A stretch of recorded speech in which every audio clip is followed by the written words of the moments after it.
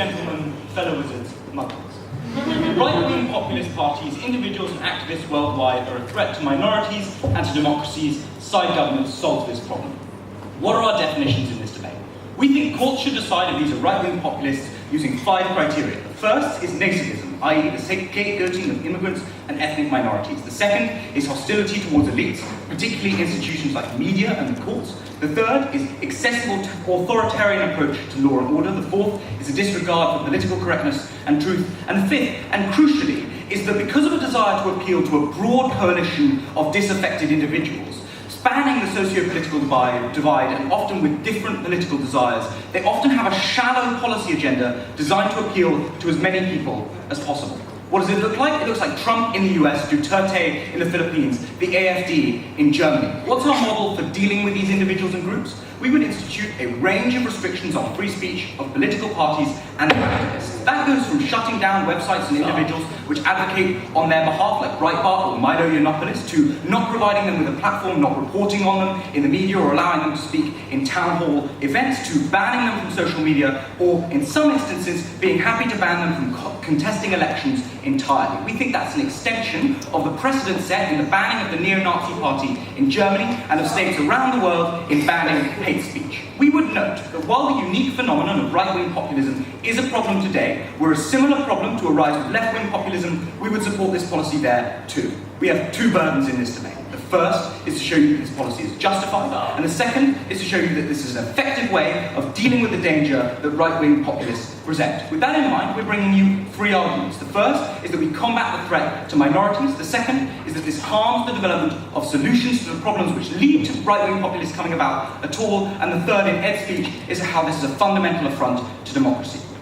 Before I move on to my first argument about how we actually combat the threat to minorities, what are the principal parameters within which this debate takes place? 2 things. The first is that democracy necessitates a balance of rights, because the rights of individuals sometimes contradict each other. My right to wave my wand in the air contradicts Ken's right not to get poked in the eye. We believe that protecting the most vulnerable from physical harm weighs up more than the ability of certain individuals to have freedom of speech. I'm going to be dealing with that principally in my speech. The second principal parameter, which this debate takes place within, is that democracy can only happen if it's truth-led. When you are anti-truth, you forfeit your right to the protections of free speech. Ed's going to be talking to you about that principally in his speech.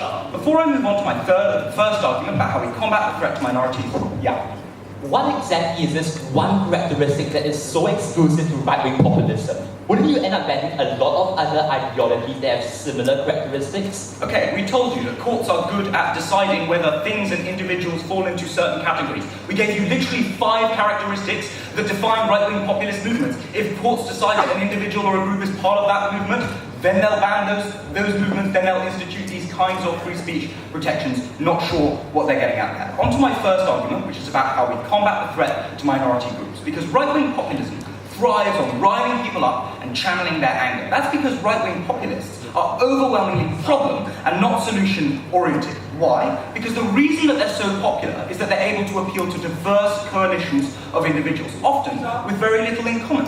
So, someone living in a trailer park in northern Florida has basically nothing in common with a soccer mum living in the Midwest, but they're united by being broadly disaffected with the status quo. The policy demands of these people, economically and socially, are very different. So, in order to maintain this coalition, right-wing populists do 2 things. Firstly, they promise very shallow things. They have very unspecific policies or unsubstantiated catch-all magic wand policies. Secondly, they focus on the problems that their followers face as opposed to the solutions which divide them. In an attempt to flatten the causes of these problems into something which can nominally easily be solved, they often blame minority groups for all of these issues. That means drug dealers in the Philippines, Mexicans in the US, Moroccans in the Netherlands are blamed for all of the problems which the followers of populists face. The reason that blaming minorities leads to increased violence is threefold. The first is that they take the anger that individuals have and they direct it at a minority for a political advantage. This anger goes beyond normal anger because the issues that these individuals are facing every single day suddenly becomes tied to minorities. Secondly, they change permission mechanisms because they make these views mainstream. That means people think it's okay to be or act racistly because views have been legitimized by others, whether in rallies or in votes. Thirdly, when these populist parties get in power, because they can't implement legitimate policies without alienating a segment of their voter base, instead they're forced to use discriminatory policies to distract from their failure to solve problems. So Trump is forced to try and implement a Muslim ban to distract from the fact that he can't actually solve the problems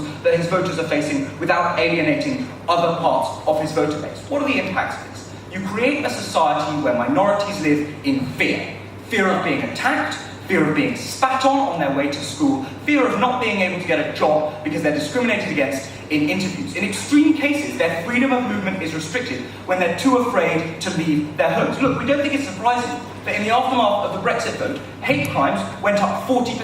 That during the US presidential election, hate crimes against religious and ethnic minorities went up 41%.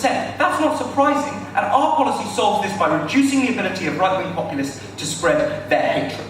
My second argument is about how this harms the development of solutions which affect the disaffected.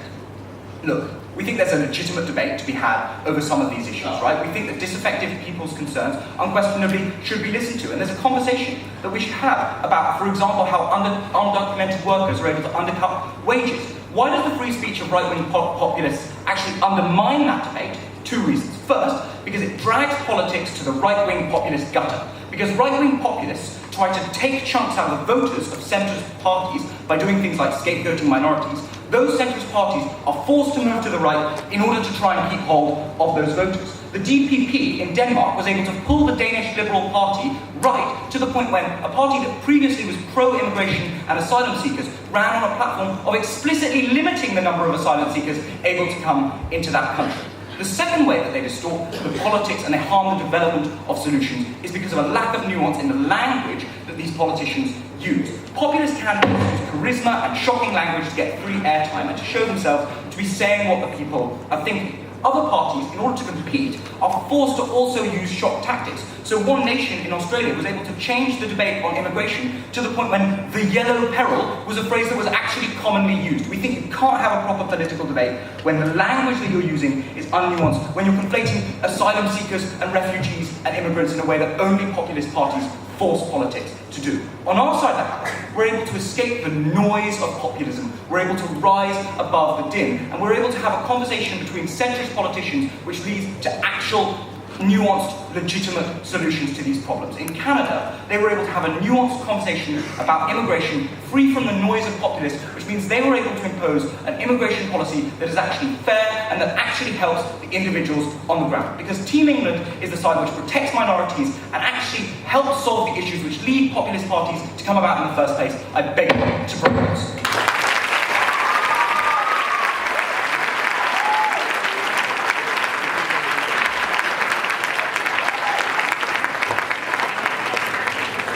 The first proposition speaker spent 8 minutes, 1 second. I thank